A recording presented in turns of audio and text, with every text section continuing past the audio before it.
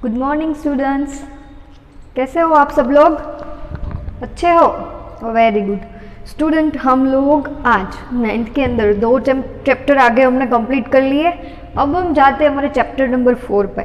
Third वाला जो है वो मैं आपको बाद में कराऊंगी। डायरेक्टली हम जाते हैं चैप्टर नंबर 4 के ऊपर। वो क्या है? Linear equation in 2 variable. क्या है? Linear equation in 2 variable. अब हम लोगों ने चैप्टर नंबर 2 जब देखा था, इसके अंदर कुछ ऐसा पढ़ा था। क्या पढ़ा था? सबसे पहले पोलिनोमियल किसे कहते हैं? तो पोलिनोमियल जो है उसे समझने के लिए हम लोगों ने टर्म्स को समझा था। टर्म्स जो है वो क्या है? ओके, फिर टर्म्स जो है उसके अकॉर्डिंग जो इक्वेशन बनता है उसे हम पोलिनोमियल कहते थे। फर्स्ट वाला जो था वन टर्म वाला इक्वेशन, जो इक्वेशन के अंदर या तो जो कोई भी इक्वेशन के अंदर वन टर्म होता है, कितना? एक ही टर्म। फॉर एग्जाम्पल 2x, तो ये हो गया हम लोगों का मोनोमियल। ऐसा देखा था। फिर कोई इक्वेशन के अंदर हम लोगों को 2 टर्म्स मिलेंगे,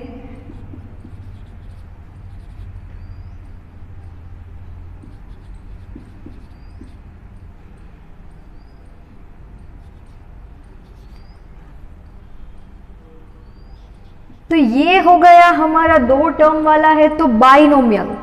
फिर कोई इक्वेशन के अंदर आप लोगों को ऐसा कोई मिलेगा,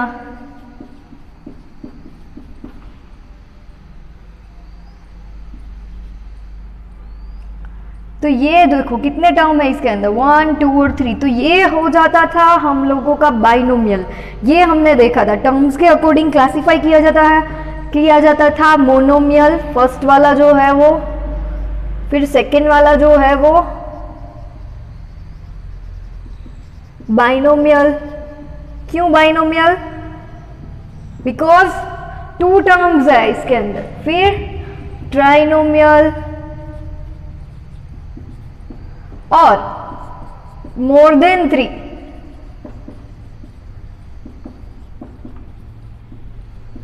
थ्री टर्म्स से ज्यादा हो जाता था तो वो हो जाता था हम लोगों का पोलिनोमियल। ये देखा था, है ना? तो मोनोमियल देखा, बाइनोमियल देखा, ट्राइनोमियल देखा। फिर हम गए थे उसकी डिग्री के ऊपर। डिग्री की वजह से इसको भी और तीन मेथड से क्लासिफाई किया जाता था। वो क्या है? फर्स्ट, अगर डिग्री यानी क्या, पहले तो वो बताओ। याद है? चैप्टर नंबर 2 के अंदर हम लोग पढ़ चुके हैं। डिग्री यानी क्या? इक्वेशन के अंदर वेरिएबल की जो हाईएस्ट पावर होती है वो क्या हो जाती है? हमारी डिग्री। ओके, तो हाईएस्ट पावर जो होगी वो डिग्री होगी। अगर हाईएस्ट पावर 1 हो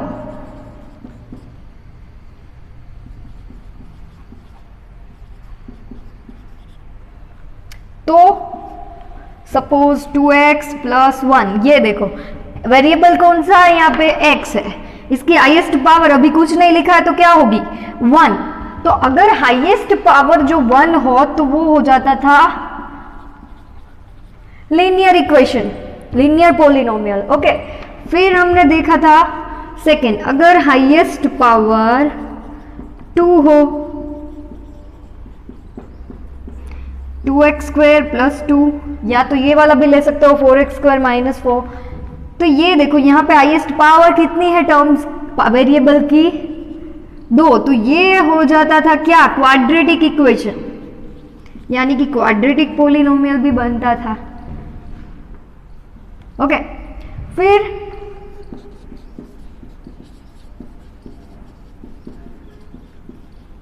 हाईएस्ट पावर अगर 2 हो, सॉरी यहाँ पे 2, तो अब कितनी आएगी? 3 आएगी ना। अगर हाईएस्ट पावर 3 हो, जैसे कि यहाँ पर 3x³ + 9 -9 भी लिख सकती हूँ। हाँ, तो ये क्या है? ये हम लोगों का हो जाएगा क्यूबिक पोलिनोमियल। ओके, तो ये पावर के अकॉर्डिंग 3 क्लासिफिकेशन और टर्म्स के अकॉर्डिंग 3 क्लासिफिकेशन। तो हम लोगों को मैंने ये सब फिर से क्यों किया? देखो हम लोगों को ये वाला वर्ड जो है यहाँ पे है linear. Okay, linear equation in 2 variable. यहाँ पे देखो कितने वेरिएबल है, 2x + 1। कितने वेरिएबल है, 1 ही है, x। हम लोगों को इस चैप्टर के अंदर ऐसा इक्वेशन चाहिए।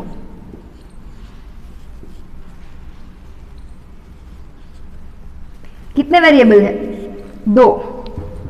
वेरिएबल की पावर कितनी है दोनों की, 1 1। तो ये क्या हो जाएगा, अगर पावर 1 हो जाएगी तो वो लीनियर हो जाएगा, यानी ये लीनियर है। और 2 वेरिएबल वाला इक्वेशन है तो हाँ है। तो ये क्या मिलेगा हम लोगों को, लीनियर इक्वेशन इन 2 वेरिएबल मिल गया। ओके, तो ऐसे x y, फिर ये x y हो, आप a b भी ले सकते हो, फिर कोई भी वेरिएबल ले सकते हो, यहाँ पे p n q कोई भी, c n d कोई भी। ओके, वेरिएबल जो है आप कोई भी ले सकते हो, लेकिन कितने होने चाहिए, सिर्फ 2। एक इक्वेशन के अंदर 2 वेरिएबल, और वो इक्वेशन जो है वो लीनियर होना चाहिए। आया यहाँ तक समझ में? तो ये लीनियर इक्वेशन इन 2 वेरिएबल समझ में आ गया। अब इसका जनरल फॉर्म है वो हम देखेंगे कि इसका जनरल फॉर्म कैसा होता है। ओके, तो तब तक आप लोग ये अपनी नोटबुक के अंदर लिख लो। लिख लिया? लिखो अच्छे से। ओके, तो अब हम देखते हैं जनरल फॉर्म। तो जनरल फॉर्म कैसा होता है,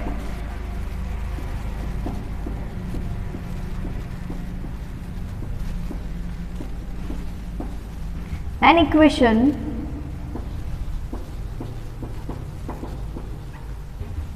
is of the form, कौन से फॉर्म में होगा, देखो x + by + c = 0, ऐसे फॉर्म के अंदर होगा।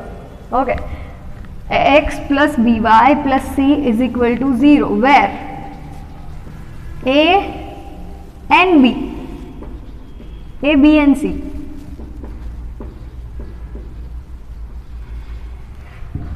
any real number, a b and c क्या होगा, रियल नंबर, और एंड, और में आएगा and, x and y are variable. और एक बात देखो, where a and b does not equal to 0,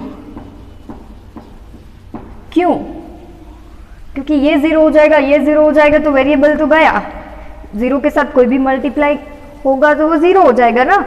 तो ये मिल जाएगा हम लोगों को 0 0, तो वेरिएबल 2 वेरिएबल वाला लीनियर इक्वेशन तो बनेगा ही नहीं। आ रहा है समझ में? गुड। और एक बात, here a is called coefficient of x,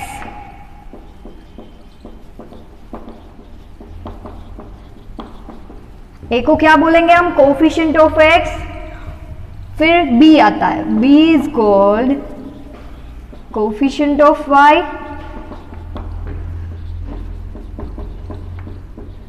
अब आया c, तो वो तो किसी का भी कोफिशिएंट नहीं है, तो c is called constant term. क्या हो जाएगा वो, कांस्टेंट टर्म। आ रहा है समझ में? ओके, अब क्या करना है, अब ये हमने इसका जनरल फॉर्म देख लिया, तो हमारा इक्वेशन किस टाइप का होगा, x होगा, y होगा, यहाँ पे कोफिशिएंट कोई भी हो सकता है, 2x + 3y, एंड यहाँ पे कोई भी आंसर ले लो, सपोज 5 लिया तो 2 3, 2 से मल्टीप्लाई। फिर अब आप लोगों को क्या करना है, इस चैप्टर के अंदर आप लोगों को इसका सॉल्यूशन लेना होगा। जैसे हमने आगे के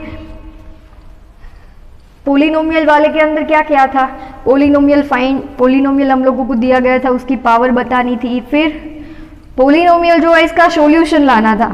तो आप लोगों को x की वैल्यू जो है वो फाइंड करते थे ना हम पोलिनोमियल के अंदर, zeros ऑफ दिस पोलिनोमियल ऐसा करके। तो यहाँ पे देखो 2x + 3y = 5, ऐसा कुछ है। हाँ, अब करना क्या है, अब ये करना है कि यहाँ पे हम लोगों को दोनों वेरिएबल की वैल्यू फाइंड करनी होगी जो इस इक्वेशन को सेटिस्फाई करेगा। x और y की ऐसी वैल्यू मिलेगी जो इस इक्वेशन को सेटिस्फाई करेगा। तो ये हो जाएगा हम लोगों को x और y यानी इस इक्वेशन का सॉल्यूशन। कोई भी इक्वेशन हो सोल्व तो होगा ही कैसे भी करके। देखो अब ये 2 वेरिएबल वाला है, हम आगे ऐसे वेरिएबल वाले इक्वेशन पढ़ चुके हैं।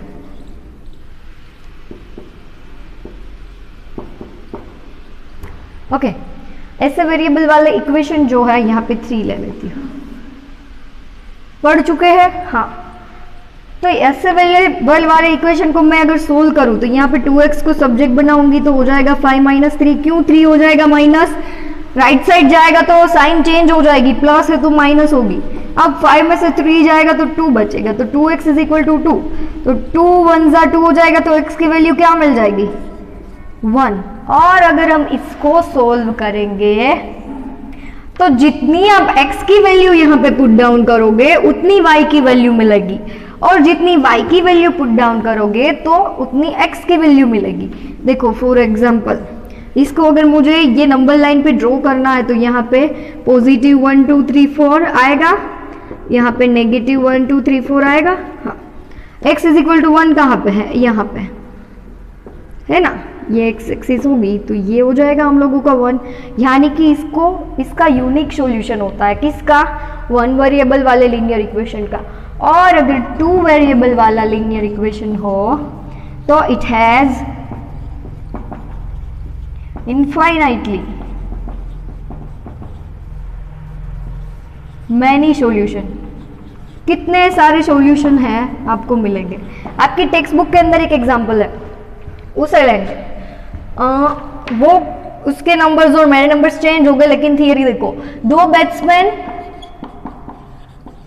ने मिलकर 100 रन जो है वो बनाए। अभी आईपीएल चल रहा है तो 2 बैट्समैन जो है वो टोटल मिला के 100 रन जो है वो बनाते हैं। ओके, और अगर आप लोगों को पता नहीं है कि किसने कितने रन बनाए तो ये क्या हो जाएगा। देखो अगर ऐसा हो सकता है कि दोनों ने 50-50 रन बनाए हो सकता है।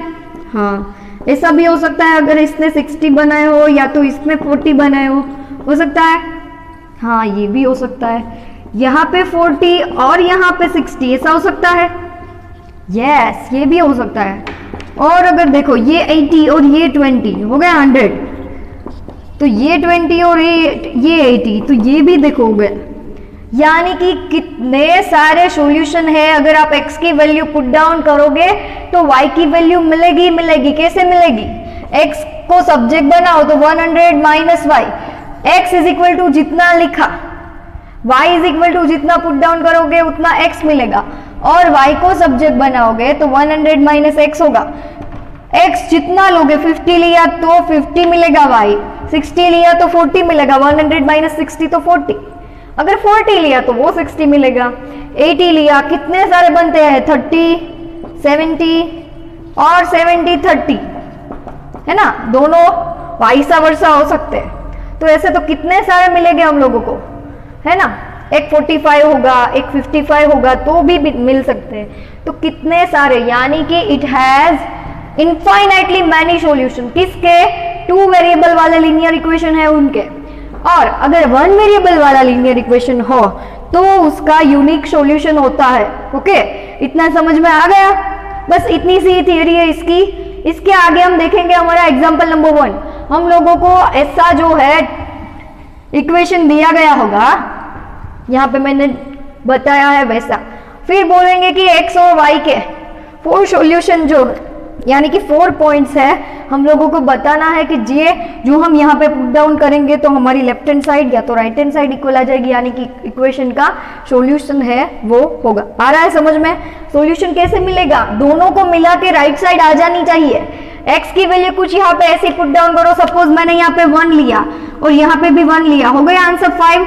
2 1 = 2, 3 1 = 3, 2 + 3 क्या मिल जाएगा 5। आ रहा है समझ में।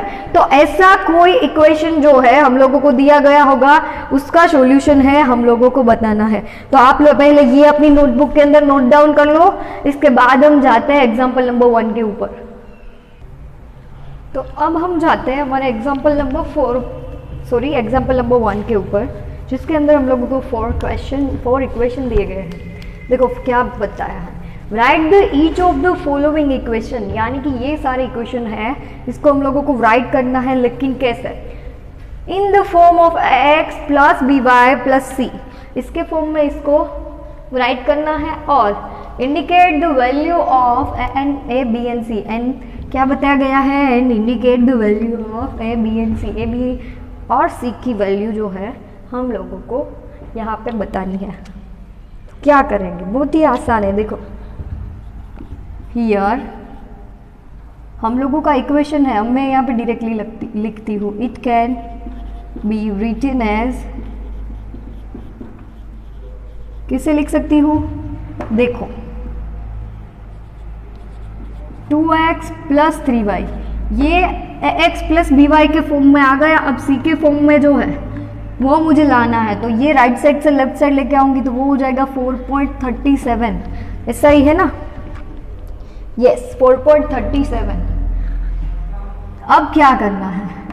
इज इक्वल टू, यहाँ पे कुछ नहीं बचा तो हो गया 0, इसको ऐसे लिख सकती हूँ, हाँ लिख सकती हूँ। फिर क्या करना है? फिर करना है compare, then here a is equal to 2, फिर यहाँ पे b इज इक्वल टू क्या मिल जाएगा 3, और c इज इक्वल टू, देखो प्लस में नहीं है तो प्लस, इसको ऐसे लिख सकती हूँ ना, 2x plus 3y plus minus 4.37 is equal to 0, तो ये हो जाएगा हम लोगों का माइनस 4.37। ओके, ये मिल गया हम लोगों को फर्स्ट का आंसर। बहुत ही आसान है, सिर्फ इसके फॉर्म में बताना है, लिखना है। It can be written as,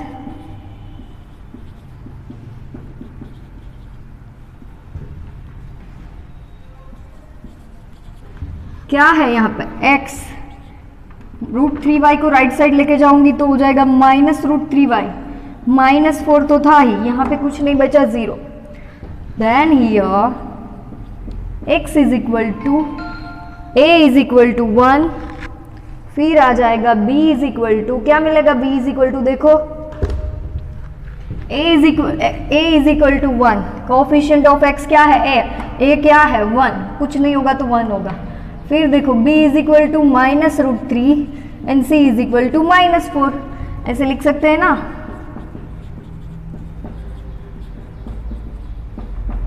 okay, और एक बात देखो, it can be also written as, आप लोग एग्री हो? मैं जैसे दूसरी तरह से इसको लिखती हूँ,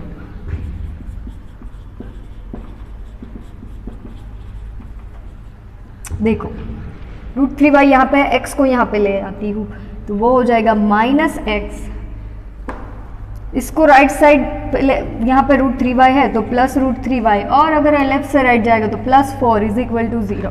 देयरफॉर हमारा इक्वेशन क्या, a इज इक्वल टू क्या मिल जाएगा? Minus 1, b is equal to √3 और c इज इक्वल टू 4। आ रहा है समझ में?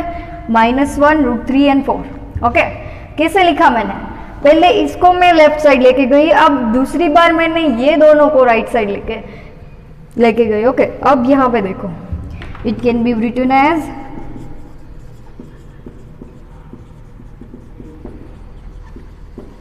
कैसे लिखेंगे? 5x minus 3y as it is.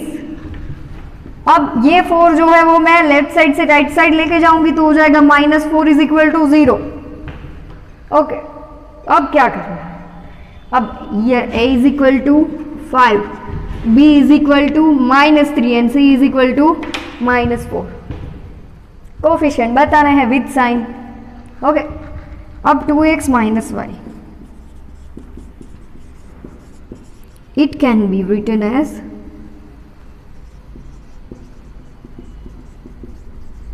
क्या बताना है? 2x is equal to y है तो y को मैं राइट साइड से लेफ्ट साइड लेके आऊंगी तो हो जाएगा -y। ओके, तो ये 2x minus y is equal to 0, तो here a is equal to 2, b is equal to -1 और c इज इक्वल टू कुछ नहीं है तो क्या हो जाएगा? 0। आ रहा है समझ में? कुछ नहीं होगा तो ये भी लीनियर इक्वेशन है, 2 वेरिएबल वाला, c हो कांस्टेंट टर्म हो ना हो, फिर भी ये 2 वेरिएबल वाला लीनियर इक्वेशन है x प्लस बी के फॉर्म में। सॉरी ए एक्स प्लस वाई के फॉर्म में, ओके। सी नहीं है। तो ये हो गया हम लोगों का एग्जाम्पल नंबर 1। बहुत ही आसान है, इसको जनरल फॉर्म के अंदर दिखाना है और फिर ए बी और सी की वैल्यू कंपेयर करनी है, ओके। तो ये लिख लो अपनी नोटबुक के अंदर। फिर हम जाते हैं हमारे एग्जाम्पल नंबर 2 के ऊपर।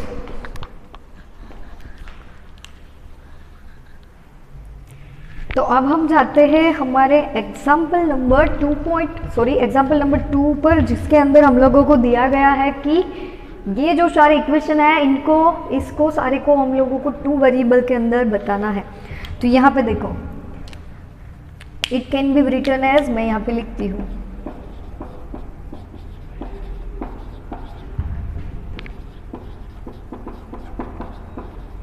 किसे लिखूंगी देखना। तो ये x है यानी कि 1 के मल्टीप्लिकेशन में है, यहाँ पे y नहीं है तो मैं इसको 0 के मल्टीप्लिकेशन में लिख सकती हूँ, वो 0 ही रहेगा, ये -5। और अगर इसको ऐसे लिखा, ये x plus 0y -5 right side से लेफ्ट साइड आ जाएगा तो +5 इज इक्वल टू 0। तो ये होगा हम लोगों का आंसर। कुछ नहीं करना है, जो वेरिएबल नहीं है उसको 0 से मल्टीप्लाई करना है। आ रहा है समझ में? x है और y नहीं है, तो जो नहीं है उसको हम 0 से मल्टीप्लाई कर देंगे। यहाँ पे भी सेम, मैं अब ये नहीं लिखती हूँ, ये आप लोगों को लिखना है। It can be written as, okay. तो यहाँ पे देखो क्या नहीं है, x नहीं है तो ये हो गया 0 से मल्टीप्लाई, y है तो वो हो जाएगा 1 के साथ मल्टीप्लाई इज इक्वल टू 2। आ रहा है समझ में? ओके, ये 2 को लेफ्ट साइड से राइट साइड लेके आना है, तो 0x प्लस 1y यानी सिर्फ y हो जाएगा, यस, -2 इज इक्वल टू 0। फिर ये थर्ड वाला, x है y नहीं है, तो 2x प्लस y नहीं है तो वो क्या होगा, 0 से मल्टीप्लाई होगा, is equal to 3। Left side से राइट साइड लेके आऊंगी तो +3 हो जाएगा, ये हो जाएगा हम लोगों का आंसर। और ये x नहीं है ना, तो x को 0 के साथ मल्टीप्लाई कर दो, plus 5y -2 is equal to 0। आ रहा है समझ में? ये 2 को राइट साइड से लेफ्ट साइड लेके आई तो वो हो गया हम लोगों का -2।